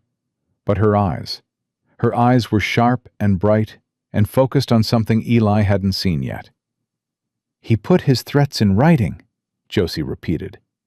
"Arson, false charges, property destruction. He handed us evidence." "He'll deny writing it." "Maybe. But combined with everything else, combined with Pope's story, this is exactly what we've been saying he does. Documented. In his own hand." Josie grabbed the letter. "We send this to Pope. Today, right now. Let him publish Boone's threats alongside everything else. Make it so the whole territory sees what happens when someone stands up to Garrett Boone. He'll retaliate harder, Henry said, his face gray. He's already retaliating as hard as he can, Papa. Josie's voice was gentle, but unbreakable. The only difference is, now people are watching. Every bad thing that happens to us from this point forward points directly at him. That's our protection. Eli looked at this woman, this 24-year-old cook's daughter, who'd figured out in 30 seconds what Boone's lawyers hadn't anticipated in 5 years. She wasn't just brave, she was brilliant. And Boone had made the mistake every bully makes eventually. He'd assumed his victim was too stupid to fight back. They telegraphed Pope. Pope wired back within the hour. Send letter immediately. Running follow-up tomorrow. Front page. This is the story of the year. The second article hit the territory like a thunderclap. Mining superintendent threatens retaliation against whistleblowers. Pope had laid it out with devastating clarity. Boone's letter, alongside the pattern of abuse, the victims' testimonies, the suspicious timing of every disaster that had ever befallen anyone who'd stood in Silverstone's way. By noon, territorial investigators showed up at the ranch asking for interviews. By evening, 3 Eastern newspapers had sent telegrams requesting more information. And by the following morning, a different lawyer arrived. Not Theodore Voss this time, but someone older, more polished, more expensive. The kind of lawyer corporations send when they're trying to make a problem disappear. Thomas Everett, the man said, shaking Eli's hand with practiced warmth. Representing Silverstone Mining Corporation. I'm here to discuss resolution. They met in the cookhouse. Eli, Josie, Henry on one side, Everett on the other. Pope sat in the corner taking notes, and Everett's jaw tightened when he saw the reporter, but he didn't object. Silverstone is prepared to withdraw its challenge to your water rights, Everett said. Binding agreement, 10 years. Additionally, a settlement of $5,000 for any inconvenience. Mr. Calloway's properties will be deemed in full compliance. No further action. $5,000. Eli felt the number land in the room like a physical weight. That was 2 years of ranch earnings, security, expansion money, a future with cushions built in. All he had to do was sign a paper saying he'd been wrong about everything. In exchange, Everett continued, you and Miss Calloway sign affidavits retracting your statements to the press. Acknowledge that the allegations were based on misunderstandings. Eli looked at Josie. She was staring at Everett with an expression he'd never seen on her face before. Not anger, not fear, but something colder. Contempt. The quiet contempt of someone who's been offered a bribe to forget that they were hurt. What about Bill Crawford? Josie asked. Everett blinked. I'm sorry? Bill Crawford, the freight operator whose business was destroyed. Does he get $5,000 too? And Martha Henderson, whose hotel burned down? And Sam Fitch, whose water rights were stolen in a rigged courtroom. Do they get settlements? Do they get their lives back? Miss Calloway, I'm here to discuss your situation specifically. Our situation is their situation. Josie's voice cut like a freshly stropped razor. We're not special. We're just the ones who happen to fight back. There are 12 people on that list who lost everything because Garrett Boone wanted what they had. If we sign your papers, we're telling every one of them that their suffering doesn't matter, as long as we got paid. Everett turned to Eli. Mr. Harlan, I strongly advise— No, Eli said. Excuse me? No, we don't retract. We don't sign. We don't take your money. Eli stood. You can tell Boone, or whoever's actually pulling strings now that Boone's become a liability, that silence isn't for sale. Not ours. Not at any price. Everett's professional mask cracked just enough to show real frustration. "You have no idea what you're refusing. Silverstone has resources. That sounds like another threat, Mr. Everett." Pope's voice floated from the corner, mild as milk. "Want me to quote you on that?" Everett gathered his papers, stood. "This offer will not be extended again." "Good," Josie said. "The door's behind you." He left. The room went quiet. Henry was pale, gripping the table edge with white-knuckled hands. $5,000. Safety. His daughter's future secured. And they'd just thrown it in the dirt. "Josie," Henry said softly, "that was a lot of money." "That was a lot of silence, Papa. There's a difference." Eli took her hand under the table. Her fingers were ice cold, but her grip was iron. She was shaking, just barely, a tremor running through her that only Eli could feel because he was touching her. She'd just turned down enough money to change her life because 12 strangers she'd never met deserved better than being forgotten. Eli had never loved anyone in his life. He'd made sure of that, built walls specifically to prevent it, spent 13 years perfecting the art of not caring. But sitting there, holding Josie Calloway's trembling hand, after she'd stared down a corporate lawyer and chosen principle over safety, Eli knew with the certainty of a man watching the sunrise that he loved this woman. Completely, irreversibly. In the way his father had loved his mother. The all-consuming, world-ending, life-defining way that he'd spent half his existence running from. And it didn't feel like destruction. It felt like waking up. The next 72 hours were the longest of Eli's life. Waiting. Watching. Every rider on the road could be Boone's men. Every sound at night could be the beginning of the retaliation Everett had promised. Eli posted men on watch in shifts, kept rifles loaded, kept Josie close, even when she told him she didn't need a bodyguard. "I'm not guarding you," Eli said. "I'm guarding me. If something happens to you, I'm done. You understand that? I'm done." Josie looked at him for a long moment. "That's the most terrifying thing anyone's ever said to me." "It's the most honest thing I've ever said to anyone." On the 4th morning, Otis rode in from Copper Hill at a gallop, which Otis never did, because Otis believed that running a horse was an admission that you'd failed to plan properly. He swung down in the yard and strode toward Eli with a telegram in his hand, and something on his face that Eli had never seen there before. Joy. Pure, uncomplicated joy. "Read it," Otis said. Eli took the telegram, read it once, read it twice, read it a third time because his eyes weren't working right. They kept blurring, and he had to blink hard to clear them.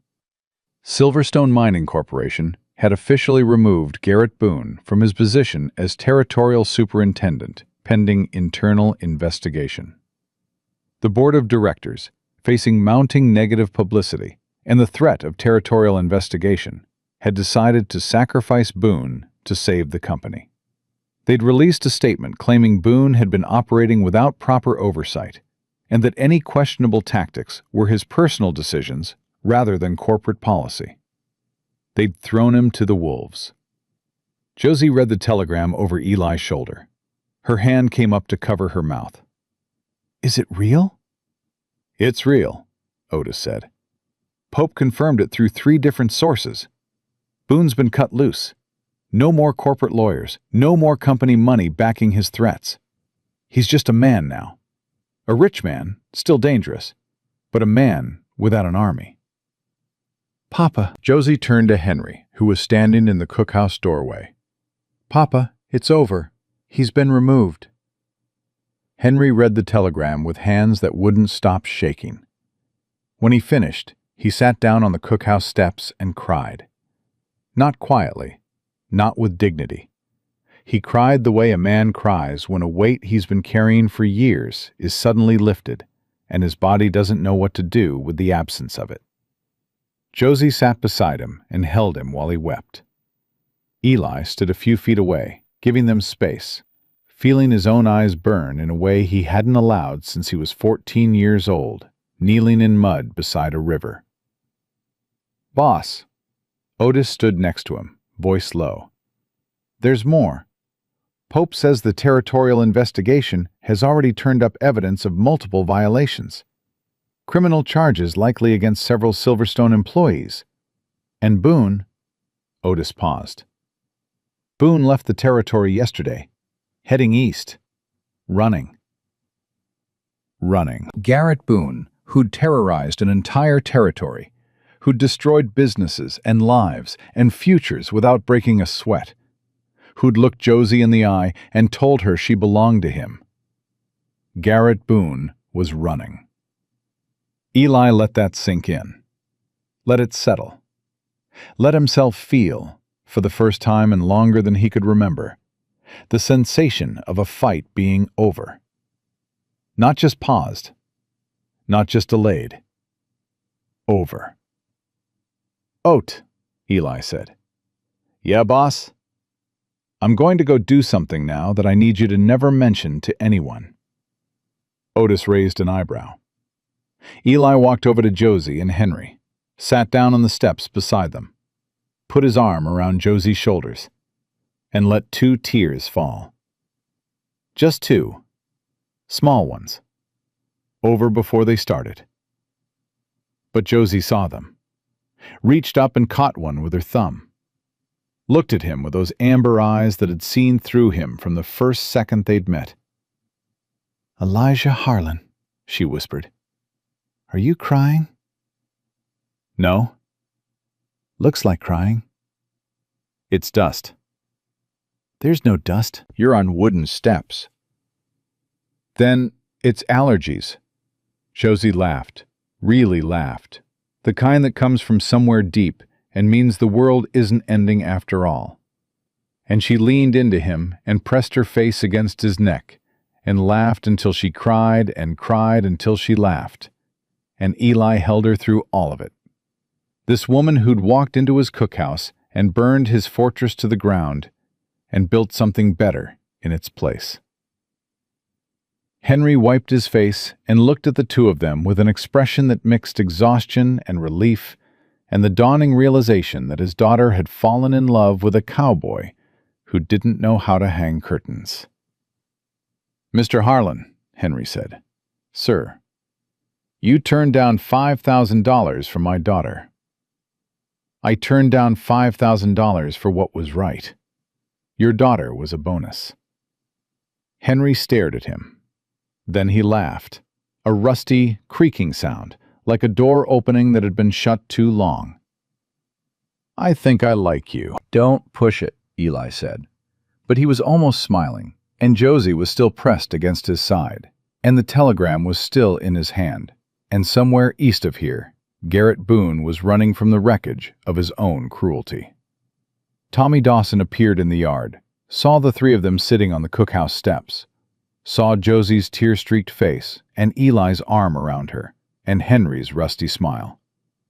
"Did something good happen?" "Something good happened," Otis said from behind him. "Does this mean Miss Josie's staying?" Eli looked down at the woman in his arms. Josie looked up at him.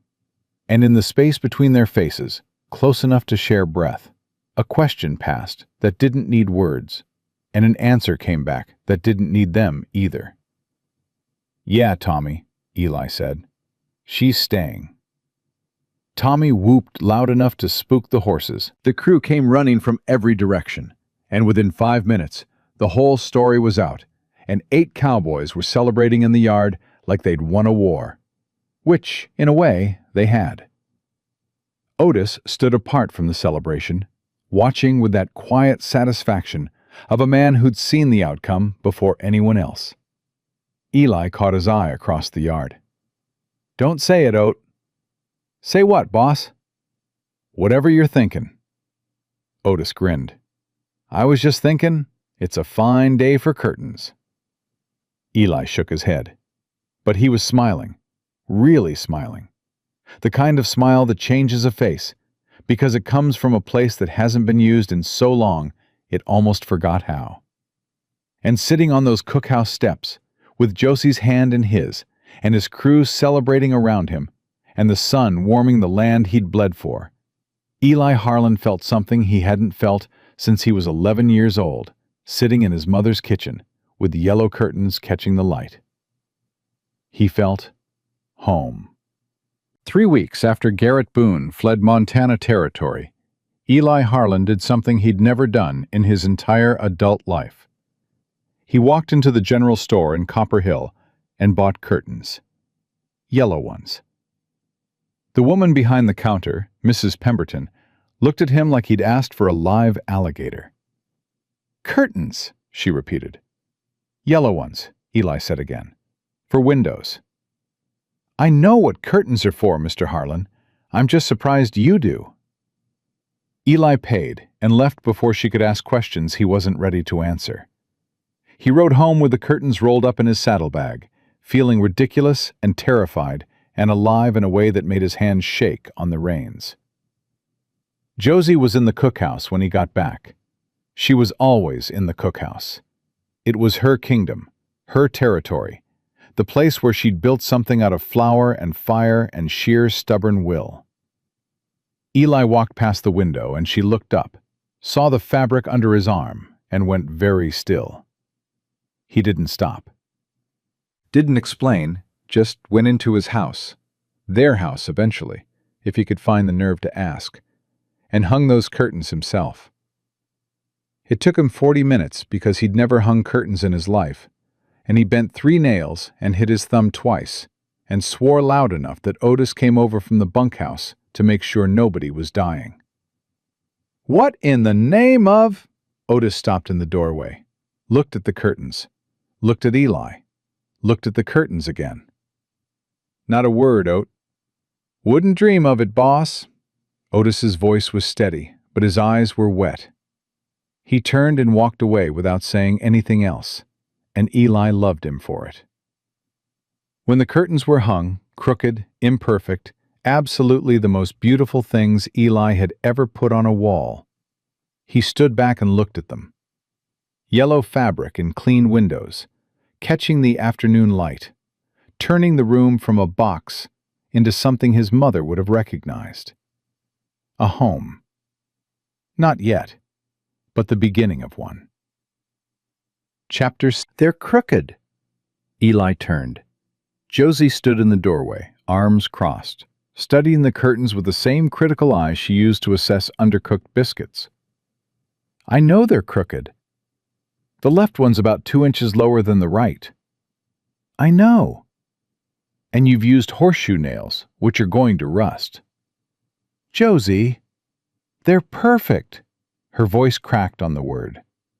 She crossed the room in 4 steps and threw her arms around him, and Eli caught her and held on, his face buried in her hair, breathing in the scent of bread and cinnamon, and the woman who'd taught him that walls were meant to have windows, and windows were meant to have curtains, and a man who lived without them wasn't really living at all. "I love you," Eli said. The words came out raw and clumsy, like a language he'd never spoken, trying to form sounds his mouth didn't know how to make. He'd never said those words to anyone, not once in 27 years. They felt foreign and terrifying, and absolutely, unquestionably true. Josie pulled back to look at him. Her amber eyes were full of tears and light. "Say it again." "I love you." "One more time, so I know you mean it." "Josephine Calloway, I love you.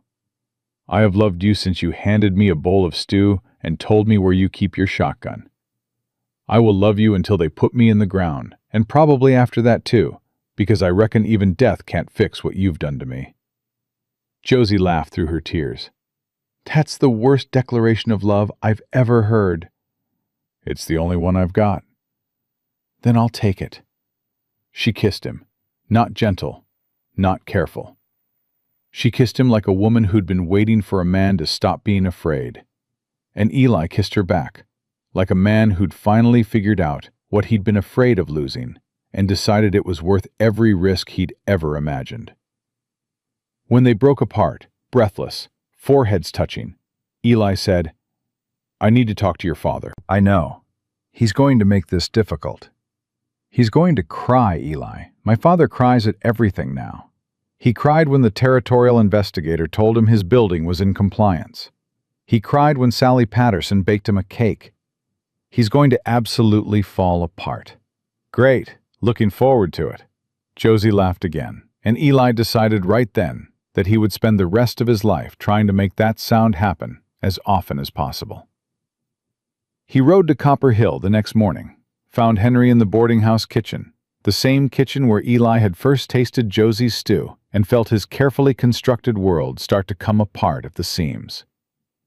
Henry was washing dishes, humming something off-key, looking 10 years younger than he had 3 weeks ago. "Mr. Calloway." Henry turned, read Eli's face, set down the dish he was holding very carefully, like a man who knows the next few minutes are going to change everything. "Mr. Harlan." "I'd like to marry your daughter, sir." Henry stared at him. Eli stood there, hat in his hands, feeling like he was 14 again, and the world was too big and he was too small, and everything that mattered was balanced on the next words someone else decided to say. "Sit down," Henry said. Eli sat. Henry poured 2 cups of coffee, set one in front of Eli, sat across from him, took a sip, took another, set the cup down. "You turned down $5,000, Henry said. "Yes, sir." "You could have taken that money and walked away clean. Could have signed those papers, retracted everything, and Boone would have left you alone. You'd have your ranch, your water rights, your crew, everything you'd spent years building, safe and secure." "Yes, sir." "But you didn't." "No, sir. Because of my daughter."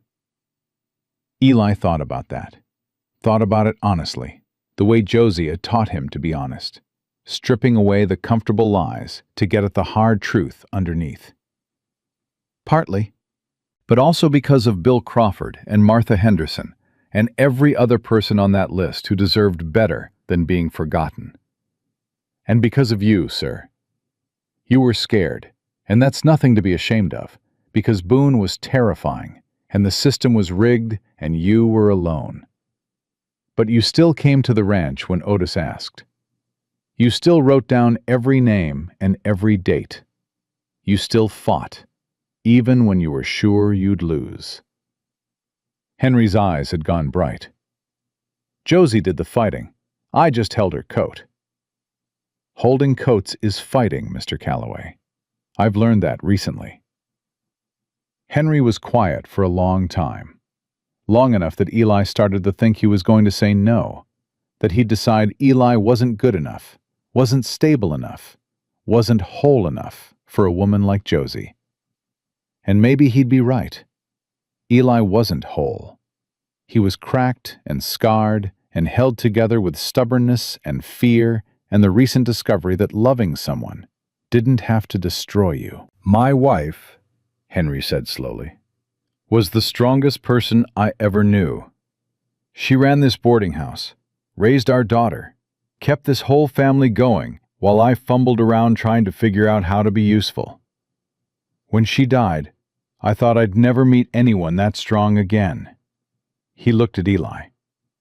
Then my daughter grew up, and then my daughter brought home a cowboy who doesn't know how to hang curtains, but figured out how to fight a mining company.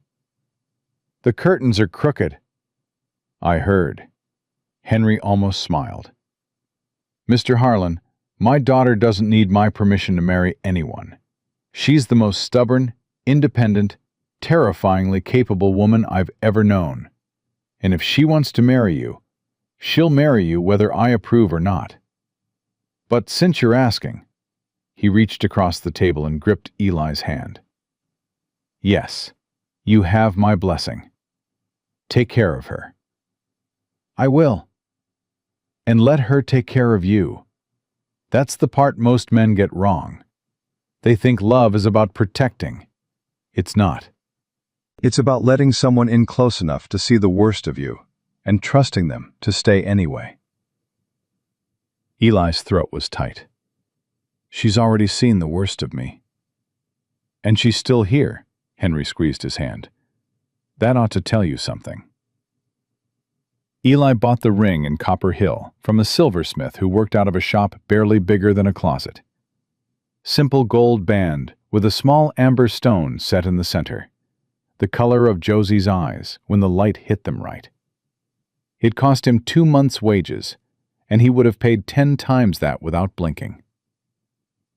He waited for Sunday, not because Sunday was special, but because Sunday was when the crew rode into town and the ranch went quiet, and Eli wanted quiet for this. He wanted it to be just them, just their voices, just the truth they'd been building toward since the first morning she'd handed him stew and told him she didn't scare easy. He found her by Blackstone Creek. She'd been walking there more often lately, following the water north along the bank, and Eli knew why without asking. The creek was what had started all of it, the reason Boone came after him, the reason the fight began, the reason they'd been pushed together hard enough to crack through each other's armor. The creek was where their story lived. Josie was sitting on the bank under the old cottonwood tree, the one that had shifted sides when the creek changed course. Her boots were off, her feet in the cold water, her hair down in those copper-brown waves that Eli could have watched for the rest of his life without getting bored. "You followed me," she said without turning. "I did." "You're not subtle, Elijah. I heard your boots from 50 yards. Eli sat down beside her. The creek ran past them, cold and clear, the sound of it filling the spaces between words. He reached into his pocket and felt the ring there, small and warm, the most important thing he'd ever held. "Josie. I need to tell you something." She turned to look at him, those amber eyes, steady and unafraid. The same eyes that had sized him up in her mother's kitchen and found him wanting. The same eyes that had seen through every wall he'd built and decided to walk through anyway. 6 months ago, Eli said, I was a man living in a house without curtains. I had land, cattle, water, a crew that worked hard, and not one single reason to come home at the end of the day that wasn't about survival. I'd built everything I had by making sure I never needed anyone, never depended on anyone, never cared about anyone enough to be hurt when they left. Eli, let me finish, please. His voice cracked, and he didn't try to hide it. You walked into my cookhouse, and you made me want things I'd spent half my life swearing off. You made me want mornings with someone, evenings with someone. You made me want to argue about crooked curtains and eat dinner at the same table every night and know that when I wake up at 3 a.m. from a bad dream, there's someone next to me who knows my name. Josie's eyes were bright now, tears catching the light. We fought a man who wanted to destroy us, Eli continued. We stood up when everyone said we'd get knocked down. We turned down money and safety and the easy way out, because you taught me that some things matter more than being comfortable. You taught me that, Josie. You taught a man who'd forgotten how to feel that feeling was the whole point. He pulled the ring from his pocket, held it up between them. The amber stone caught a shaft of sunlight and threw warm sparks. I don't have $5,000.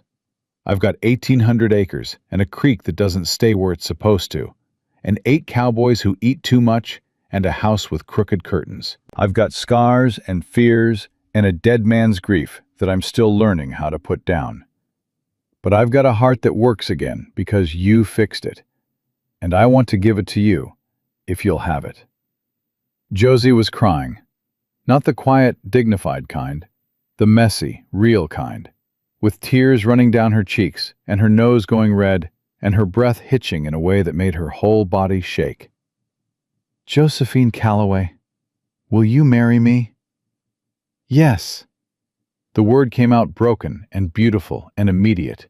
No hesitation, no pause. Just yes. Like she'd been carrying the answer in her chest for weeks and was finally allowed to let it out. "Yes, Eli. Yes. 1,000 times yes." He slid the ring onto her finger.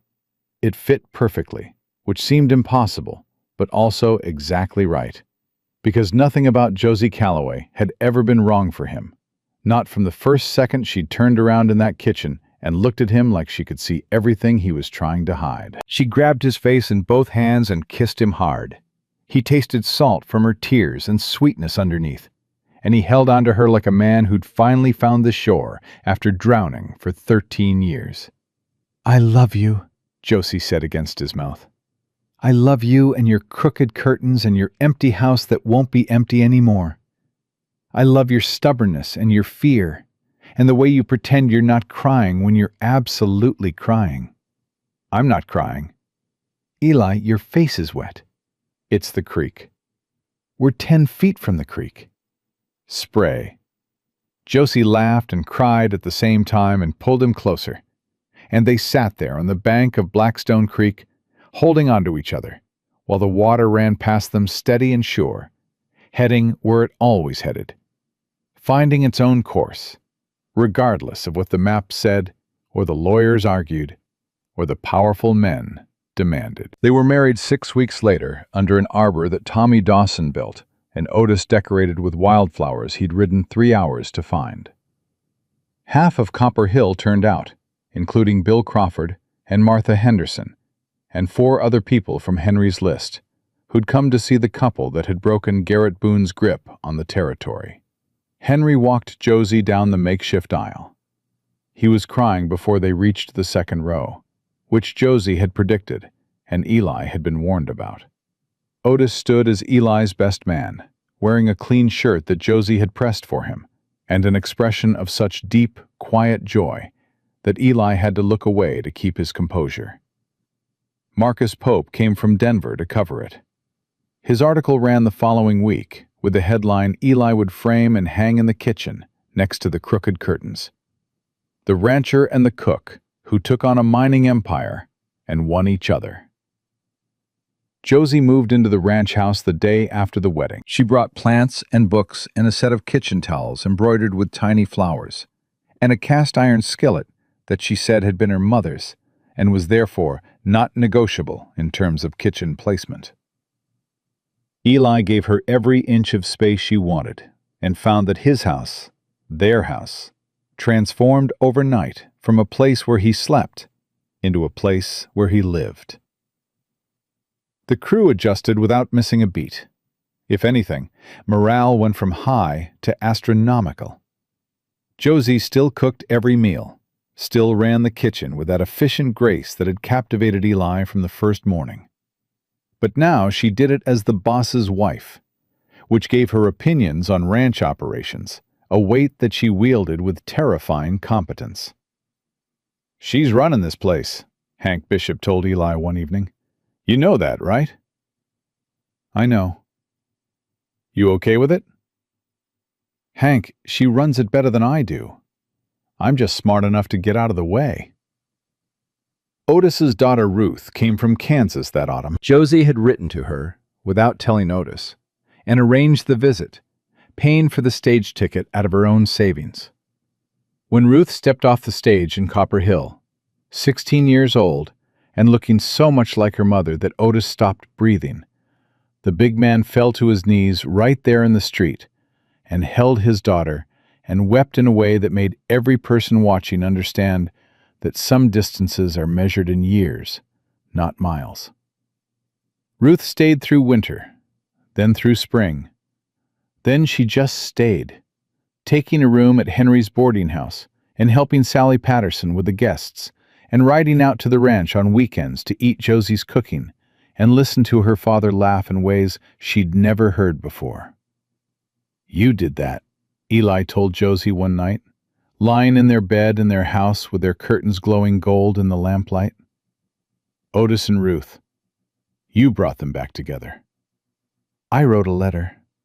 Ruth did the brave part. You write a lot of letters. Someone has to. You'd communicate entirely in grunts if I let you. Eli pulled her closer.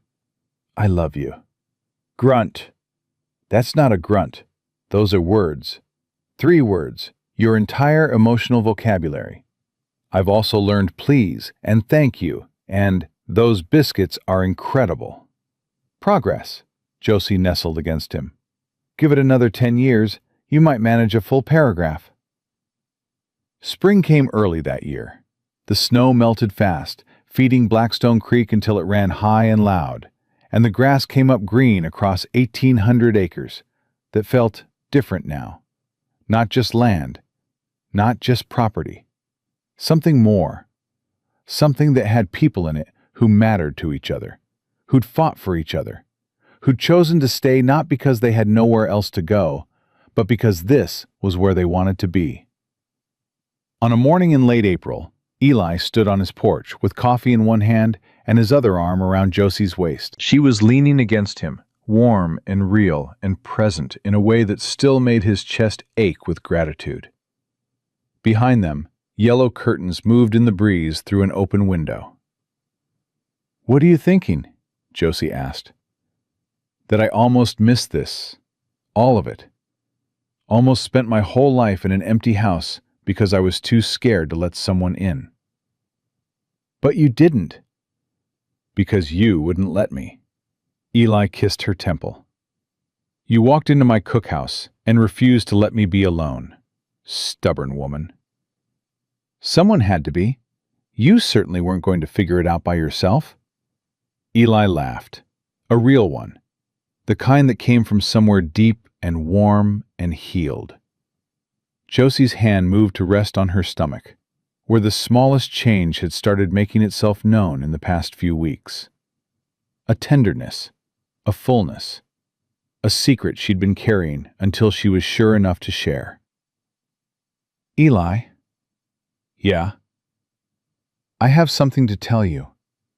She took his hand and placed it on her belly, held it there, Looked up at him with those amber eyes that had never once, not from the very first moment, looked away from the truth. Eli understood. The knowledge hit him like sunrise, sudden, total, warming everything it touched. His hand pressed flat against her, feeling nothing yet, but knowing everything.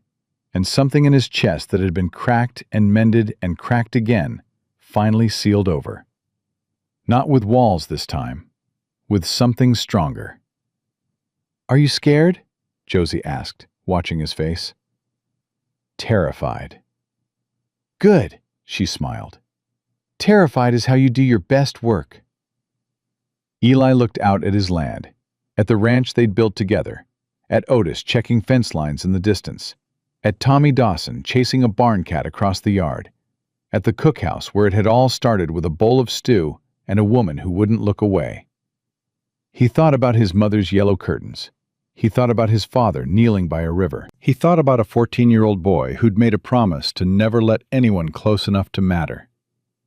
And the 27-year-old man who'd broken that promise because a cook with steady hands and fierce eyes had shown him that the bravest thing a man can do isn't building walls.